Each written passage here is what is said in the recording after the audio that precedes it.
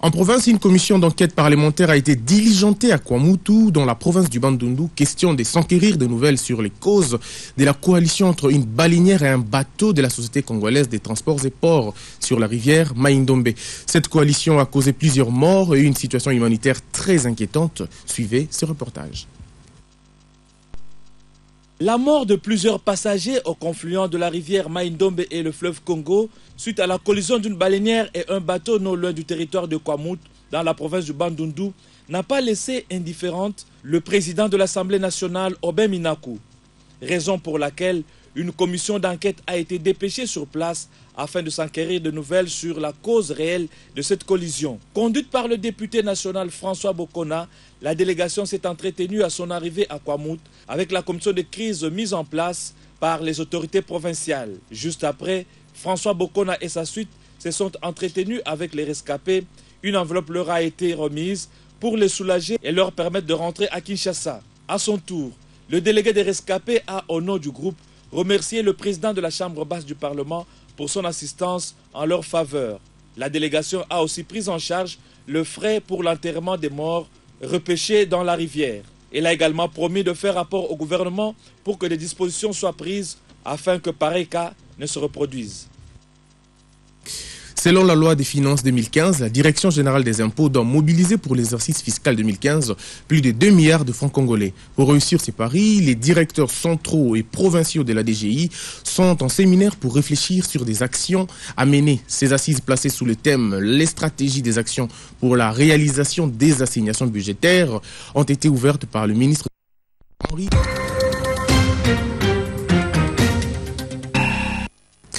Nous nous excusons pour ces désagréments, sinon, selon la loi des finances 2015, la Direction générale des impôts doit mobiliser pour l'exercice fiscal 2015 plus de 2 milliards de francs congolais.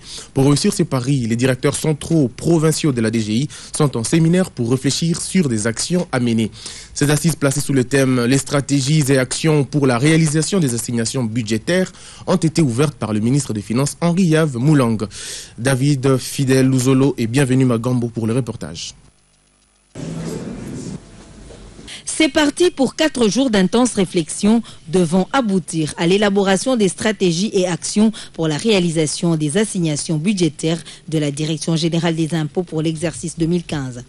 Les directeurs centraux et provinciaux de la DGI vont sous l'encadrement de la haute direction de l'administration fiscale avec l'appui de la direction des finances publiques de France évaluer le parcours effectué en 2014 et identifier les défis à relever. Ensuite, il faudra définir la marche à suivre pour l'exercice 2015. Objectif, parvenir à mettre en place une machine efficace capable de mobiliser pour cette année 2015 2 milliards 374 millions de francs congolais. À ce point, la consigne du ministre des Finances, visiblement déterminé à pousser ses collaborateurs à la réussite, était sans appel. Si, comme je venais de l'indiquer, il est bon de se retrouver en début de chaque année pour baliser ensemble le chemin à parcourir, il ne reste pas moins vrai que ce genre de séminaire n'a de sens et d'importance que s'il aboutit à des résultats concrets en termes d'accroissement conséquent sur l'année des recettes fiscales. Bien avant, le DG des impôts, convaincu du niveau de l'amour du travail des agents des impôts, a rappelé quelques faits saillants qui ont marqué l'année 2014. Par rapport à l'année 2013, où les réalisations s'étaient chiffrées à 1473 milliards de francs congolais, les réalisations de 2014 ont connu un accroissement de près de 225 milliards 909 millions de francs congolais, soit près de 15,33% d'accroissement. C'est donc clair, pour atteindre les assignations arrêtées et améliorer la cote par rapport à l'année 2014, il faut aux uns et aux autres travailler, travailler et encore travailler. Autre chose, le vice-premier ministre et ministre de Pétentique a passé sa journée entre audiences et réunions de travail. Thomas Louaka a échangé d'abord avec un haut responsable du groupe Vodacom, ensuite avec un célèbre sénateur et homme d'État japonais, puis avec le groupe Agilis chargé de lutter contre la fraude des appels internationaux. Visiblement, le ministre de Pétentique veut lutter contre la fraude du code 243. Martin Moudimbi nous en parle. C'est un haut cadre du groupe Vodacom et c'est la première fois qu'il met les pieds à Kinshasa pour rencontrer les officiels congolais. Mathéo Harrison a tenu à s'entretenir avec le ministre de PT&TIC Thomas Louaka pour faire le point sur les investissements de cette firme sud-africaine en RDC. Le respect du prix plancher, la fibre optique, la multiplicité des taxes et le manque à gagner causé par la suspension d'Internet et des SMS le mois dernier sont les questions abordées au cours de cette rencontre. Muriel Lorilou, la directrice générale de Vodacom Congo, explique. Non, c'est quelqu'un qui vient du groupe, qui s'occupe aussi de la partie régulation au niveau du groupe. Mais encore une fois, ce n'est que dans le cadre de notre travail et du partenariat. Nous souhaitions avoir la vision du vice-premier ministre sur ses priorités au niveau du secteur et échanger sur les différentes problématiques et chantiers que nous aurons à travailler ensemble dans les prochaines années. Le Japon est présent en RDC, autant en partenariat public que privé. Des exemples, le pont Maréchal, la formation en judo il y a plus de 30 ans et tout récemment la route de poids lourds et peut-être d'ici peu la migration de la télévision vers le numérique. Voilà de quoi Thomas Louaka a parlé avec l'homme politique nippon, c'est un sénateur honoraire du Japon. Il considère qu'il y a plus d'espace de coopération entre le Japon et le Congo. Et donc, il considère qu'il faut absolument nécessaire à ce moment de faire devenir les compagnies japonaises qui investissent ici. La journée du vice-premier ministre et ministre de PT&TIC s'est terminée avec l'ambassadeur d'Afrique du Sud en RDC et le groupe américano-canadien Agilis. Depuis une année, le groupe Agilis est en contrat officiel dans la lutte contre la fraude du Code 243. Une mission non accomplie, juge Thomas Louaka au regard des résultats attendus par le gouvernement. Agilis est désormais mis en demeure.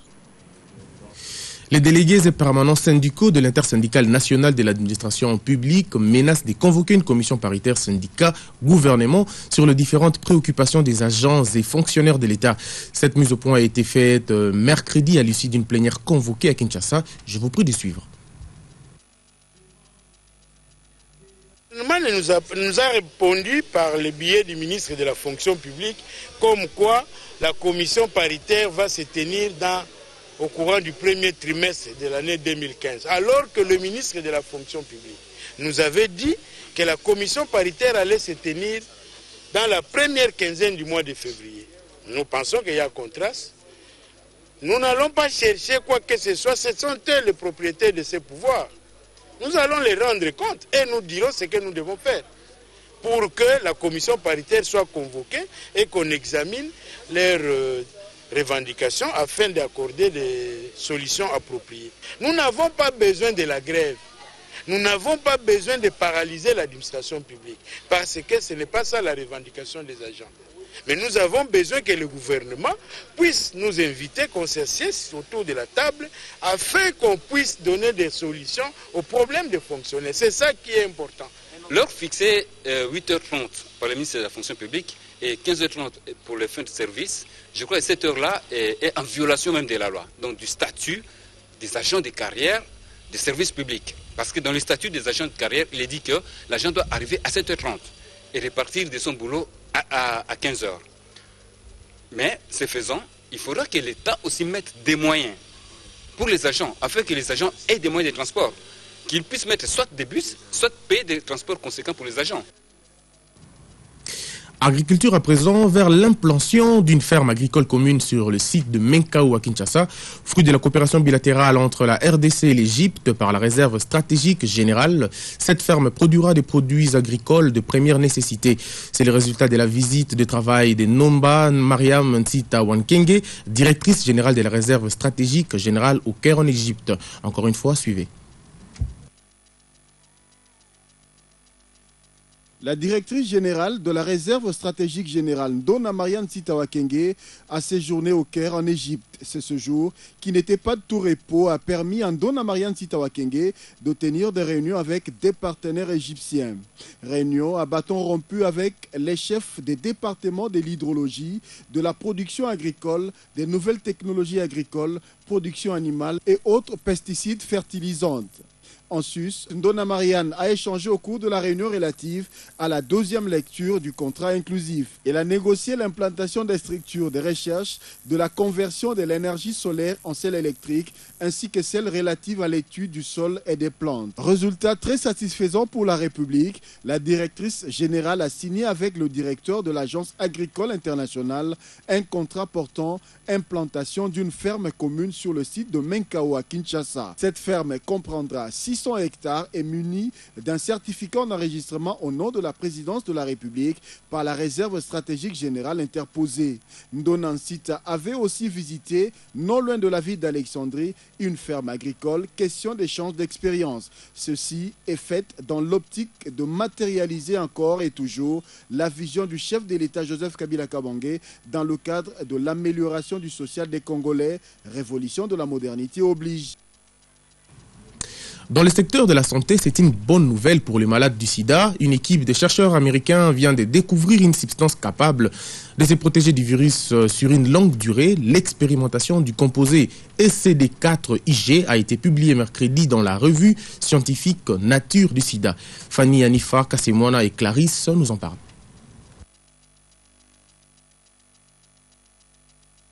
Des chercheurs américains ont testé sur des singes une substance anti-sida capable de protéger du virus sur une longue durée. Ces composés dénommés SCD4IG offrent une forte protection contre les VIH. Selon ces chercheurs, l'expérimentation a été conduite sur des singes et des résultats ont été très encourageants. Ils ont injecté en une seule fois les composés SCD4IG à des macaques rhésus. Aucun de ces animaux n'a développé l'infection au sida, contrairement aux singes non traités par ces composés. La substance anti-sida s'est donc avérée efficace pendant 2 mois. Cela pourrait ainsi, dans un futur proche, déboucher sur un traitement à effet prolongé contre les VIH pour l'homme. Il est le fruit de plusieurs années de recherches principalement réalisées par les centres de recherche à but non lucratif basés en Floride et financés par l'Institut public de recherche américain sur les malades infectieuses. Pour les chercheurs, la molécule SCD4IG, en empêchant les virus du sida d'entrer dans les cellules du système immunitaire, lymphocytes CD4, pour s'y produire. Elle neutralise pour ce faire 2 récepteurs du VIH qui sont nécessaires au virus pour entrer dans les cellules. Cette découverte est une bonne nouvelle pour les malades si les traitements actuels antirétroviraux sont très efficaces pour réduire à néant la charge virale chez les personnes infectées. Cependant, ils sont incapables d'éradiquer définitivement le VIH. La stratégie poursuivie par l'équipe des chercheurs américains aurait l'avantage d'offrir une protection durable contre les sida sans l'obligation des prises quotidiennes antirétroviraux et sans leurs effets secondaires. Cette expérimentation sera présentée lors de la grande conférence annuelle sur les rétrovirus et infections opportunistes qui se tiendra du 23 au 26 février prochain à Seattle. Nous pensons également à tous ceux qui souffrent de cette maladie et nous leur demandons de garder espoir. À présent, nous proposons de suivre le chargé de la sensibilisation de la population sur la salubrité reçu par Esther Mpezo-Omba. Cet entretien a tourné sur l'assainissement de la ville de Kinshasa, particulièrement sur la politique du gouvernement provincial dans la gestion de déchets ménagers. Suivez Alphonse Poto. L'insalubrité ne laisse indifférent personne. C'est ainsi que l'exécutif provincial commença par le numéro 1, son Excellence, Monsieur le gouverneur de la ville, André Kimbuta, avec Madame la ministre de la Profession environnement, Thérèse Olenga, la régie d'assainissement aussi, le RATPK, et le gouvernement de la République s'attelle comme un seul homme pour lutter durablement contre l'insalubrité de la ville. Les codes de l'insalubrité, nous n'allons pas les chercher ailleurs. C'est l'homme qui est au centre du développement. L'homme est au centre de tout. C'est l'homme. Les déchets sont le fruit de l'activité humaine. Oui, le gouvernement fait sa part, mais nous disons, nous avons affaire à une ville qui a une démographie d'environ 12 millions d'habitants. Et si les ONG qui sont, on peut les évaluer à quarantaine, ne sauront pas prendre en charge la gestion des déchets de l'ensemble de cette population, de cette ville provinciale de Kinshasa, d'où l'appel à la mettre en dit, la population doit s'impliquer parce que la population est l'élément géniteur de déchets dans cette ville. Le pollueur n'est pas payeur. C'est ici que, dans la définition des politiques d'assainissement, l'exécutif provincial, qui emboîte en train de cheminer sur la piste de la politique nationale d'assainissement, a lancé la taxe d'assainissement comme un moteur social. La taxe d'assainissement, c'est un élément moteur. Un moteur social qui permet à la population de s'approprier du projet de l'assainissement, de participer aux efforts d'assainissement. Donc c'est le seul moyen, en payant la taxe d'assainissement, la population va s'approprier du projet et va participer aux efforts d'assainissement. Et c'est là qui va nous amener à la pérennisation de la salubrité dans notre ville provinciale de Kinshasa. Et bonne nouvelle dans le domaine de la communication, les caméramans de Kinshasa sont à l'école du savoir du 17 au 28 février chez Mediamat.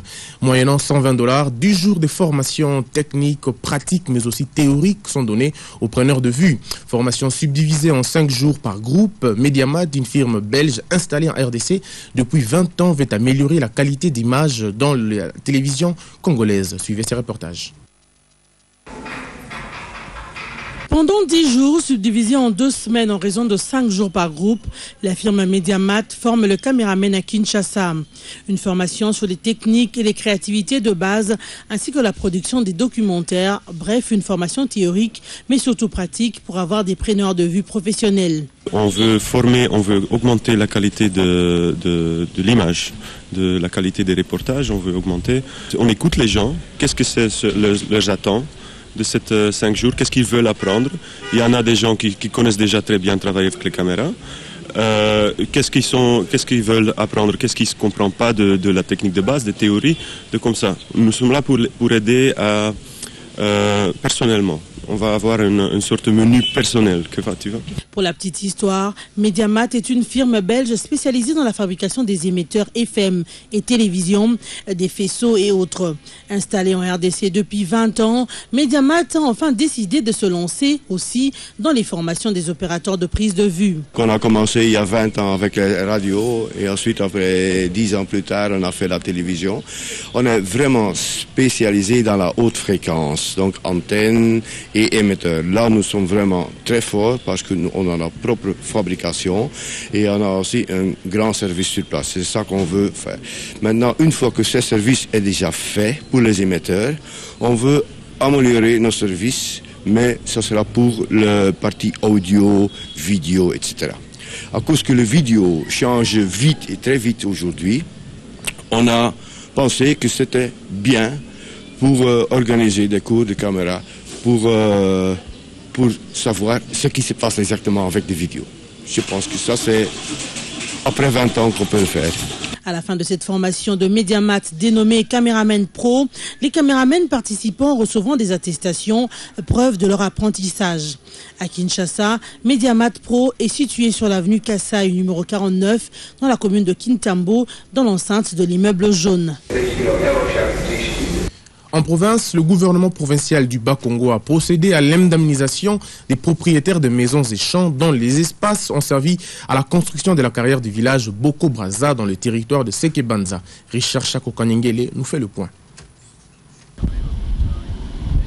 Pour réhabiliter la nationale numéro 1, axe Boma-Matadi, la province du Bas-Congo a besoin de matières premières, dont le moellon. Ces derniers proviennent des carrières que le gouvernement provincial a construites. C'est le cas de la carrière du village Boko Braza, situé dans les territoires de Sekebanza. Ici, il a été procédé à l'expropriation des maisons et des champs pour construire cette carrière. Voilà pourquoi, pour rétablir la population expropriée dans ce droit, les délégués du gouverneur Jacques Mbadou, Anselme Mbakou, ministre des Mines, a apporté des sacs de riz, du sel, des sucres, de poissons salés, de vins et autres biens comme indemnisation des ayants droit coutumiers de ces villages.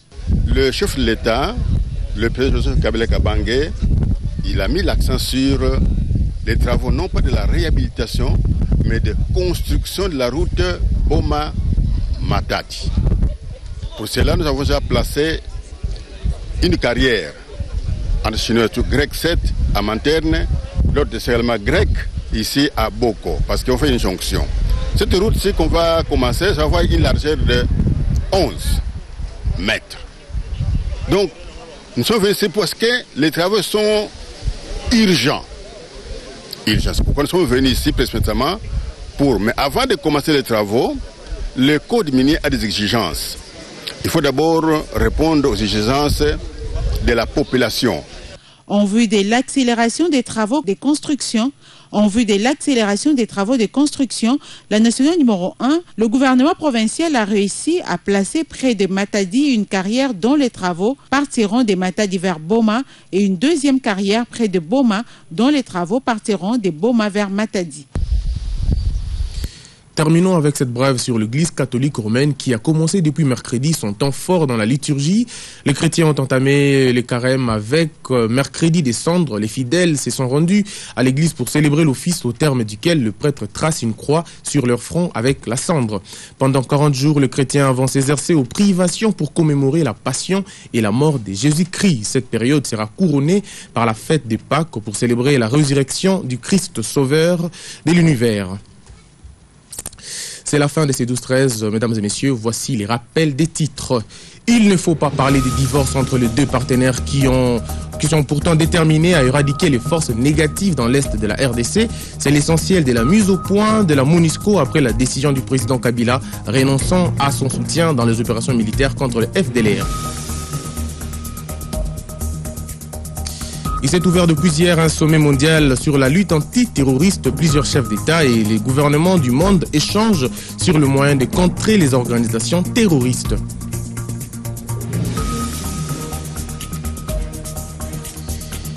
Vers plus de professionnalisation des opérateurs de prise de vue, les caméramens de Kinshasa sont en formation chez Mediamat.